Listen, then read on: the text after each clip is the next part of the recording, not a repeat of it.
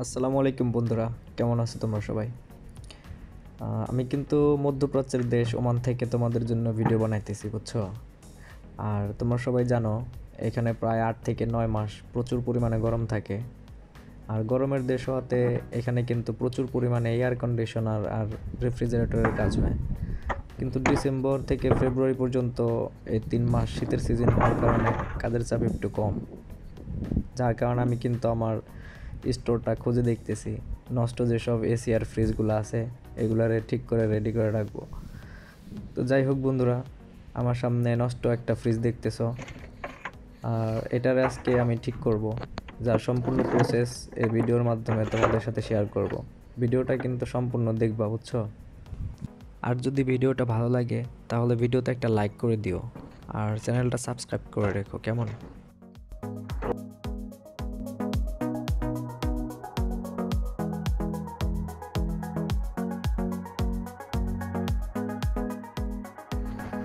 তো বন্ধুরা, দেখতে পাচ্ছ ফ্রিজটাতে কিন্তু প্রচুর পরিমাণে নোংরা লেগে আছে। তো প্রথমে পরিষ্কার করে নিতে হবে, তারপরে আমরা এতে একটা কম্প্রেসার ইনস্টল করব। কম্প্রেসার ইনস্টল করার পরে তারপরে দেখব অন্য কোনো সমস্যা আছে কিনা। তো চলো দেখি। তো ফ্রিজটাকে কিন্তু পরিষ্কার করে নিয়েছি, দেখতে পাচ্ছ। তো এখন এটাকে ভিতরে নিয়ে যাব।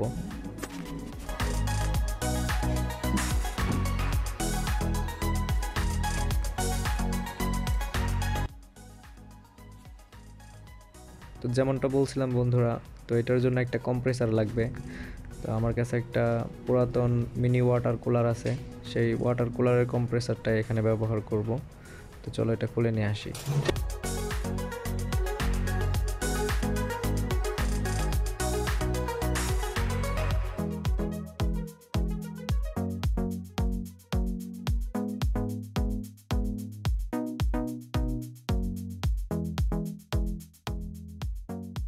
কম্প্রেসারটা আলাদা করা হয়ে গেছে, আর সাইজটাও একদম পারফেক্ট। তো এটাকে এখন আমরা ফ্রিজের সাথে ওয়েল্ডিং করে দিব। কম্প্রেসার ইনস্টল করার আগে আমি ফ্রিজের কুলিং এভাপোরেটরে কিন্তু প্রেসার দিয়ে চেক করে নেব, তো এখানে কোনো লিক আছে কিনা।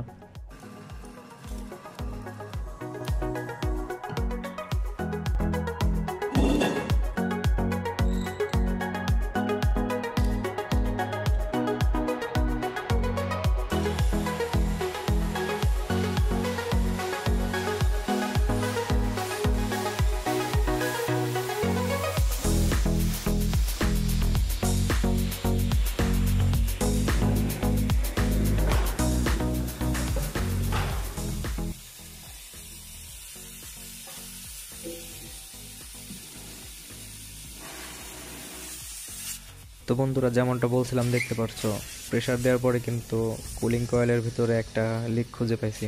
তো এটাকে প্রথমে ইপক্সি গ্লু দিয়ে ঠিক করার চেষ্টা করব, দেখব কি হয়। আঠা লাগানোর 12 ঘন্টা পর এখন আবার প্রেসার দিয়ে চেক করব, দেখব ঠিক আছে কিনা।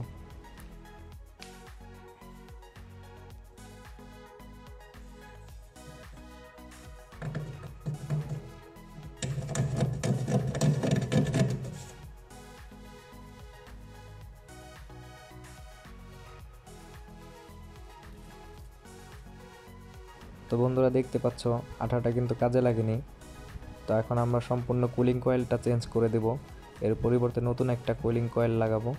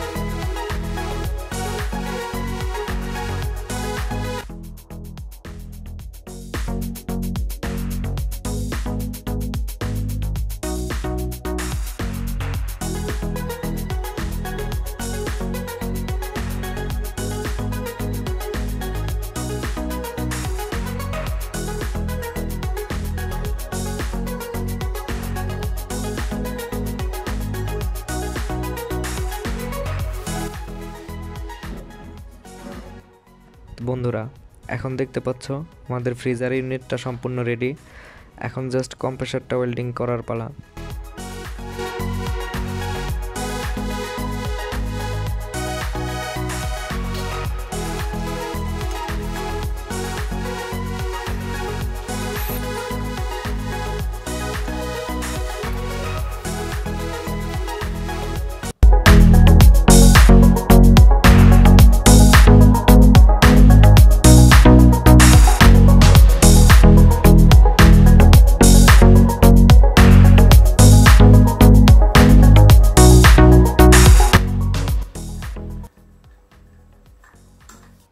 তো বন্ধুরা দেখতে পাচ্ছ কম্প্রেসার ইনস্টল করাও শেষ।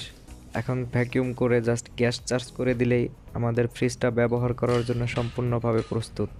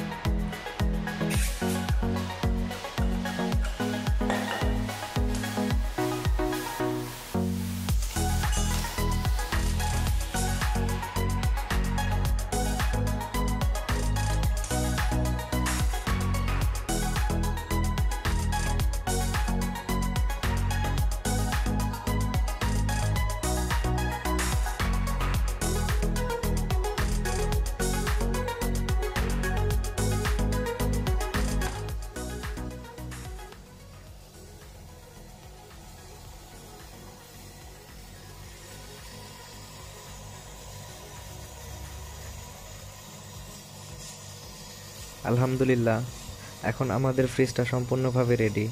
তো বন্ধুরা, ভিডিওটি কেমন লাগলো তা কমেন্টের মাধ্যমে আমাকে জানাবে। আর ভিডিওটি যদি ভালো লাগে তাহলে ভিডিওটিতে একটি লাইক করে দিও। আর পরবর্তীতে এরকম আরও ভিডিও পেতে চাইলে চ্যানেলটিকে অবশ্যই সাবস্ক্রাইব করতে ভুলবে না। দেখা হবে পরবর্তী ভিডিওতে। সেই পর্যন্ত সবাই ভালো থাকবে। খোদা হাফেজ।